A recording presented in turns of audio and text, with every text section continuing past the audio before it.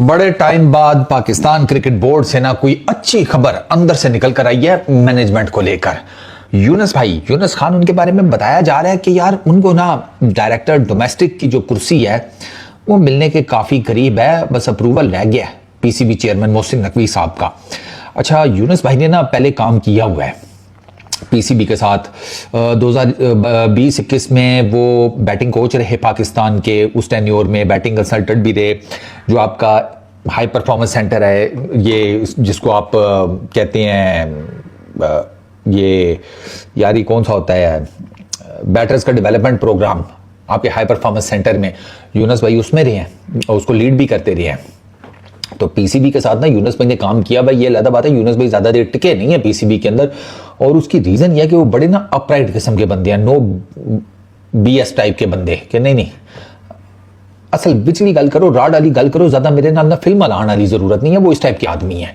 तो आपको पता है फिर इस टाइप का आदमी पाकिस्तान क्रिकेट क्या, पाकिस्तान सियासत क्या, पाकिस्तान की किसी भी फील्ड में ना ऐसे आदमी का चलना जरा बड़ा मुश्किल हो जाता है जो बड़ा अपराइट हो, जो स्ट्रेट फॉरवर्ड बात करता हो, मुनाफकत है सच ना हो उसके अंदर। बट अगर आप डोमेस्टिक क्रिकेट के कॉन्टेक्स्ट में देखें तो यार बड़ी अच्छी खबर है। यूनुस भाई का एक्सपीरियंस बहुत ज़्यादा इंटरनेशनल क्रिकेट का, टेस्ट क्रिकेट हो गई, वो कम से कम मुझे ना थोड़ा सा दिल को आसरा ये है कि वो ये जो आपकी रेड बॉल क्रिकेट है, अब यूनुस भाई चूँकि रेड बॉल क्रिकेट के पाकिस्तान के चैम्पियन है बैटर्स में, तो आई रियली होप कि वो जो हमारी रेड बॉल की डोमेस्टिक क्रिकेट में रेड बॉल का इंफ्रास्ट्रक्चर है उसको बेहतर करें।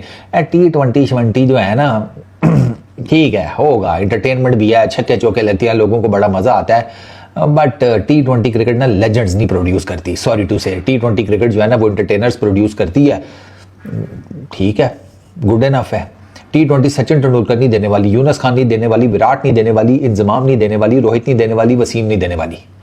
भूल जाएं, ये जितने भी मैंने नाम लिया ना, या इस तरह के जितने भी बड़े बैट्समैन थे पास्ट में, अभी आगे जब भी, वो रेड बॉल क्रिकेट प्रोड्यूस करेगी। तो यूनुस भाई से ना मुझे थोड़ा सा आसरा ये हुआ है कि रेड बॉल क्रिकेट हमारी जो है ना, यूनुस भाई का डोमेस्टिक डायरेक्टर मतलब डायरेक्टर डोमेस्टिक क्रिकेट बनने से वो थोड़ी सी बेहतर हो जाएगी। आई होप कि यूनुस भाई डोमेस्टिक क्रिकेट के ऊपर फिर ज़रा तगड़ा किस्म का काम भी करें, इंफ्रास्ट्रक्चर को लेकर, सेटअप को लेकर।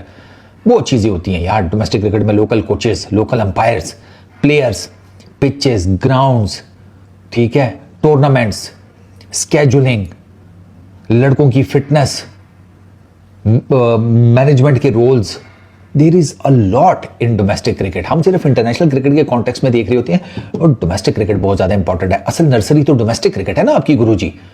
डोमेस्टिक क्रिकेट तगड़ी है तो प्रोडक्ट तगड़ा निकलेगा। अब बाजू वालों को आप 10,000 गालियां दे दें वो मसला नहीं है, लेकिन ये एक्सेप्टेंस जरूर रखें कि वहां पर डोमेस्टिक क्रिकेट का सेटअप तगड़ा है, और इसी वजह से वो फिर उनके पास प्रोडक्ट निकल कर आ रहे हैं। हमारा प्रॉब्लम जरा डोमेस्टिक क्रिकेट का ये हो गया कि हमारी डोमेस्टिक क्रिकेट में ना एक चीज मैंने देखा है सराहियत कर गई है, और वो ये है कि यार T20 में घुसना है किसी तरीके से, उससे लीग्स के दरवाजे ओपन उनको होते हुए नजर आते हैं, PSL आगे फलानी टमकानी लीग्स, तो उन्होंने अपना फोकस जो है ना वो थोड़ा सा उस तरफ उनका ले आए हैं। नहीं यार ये गलत है।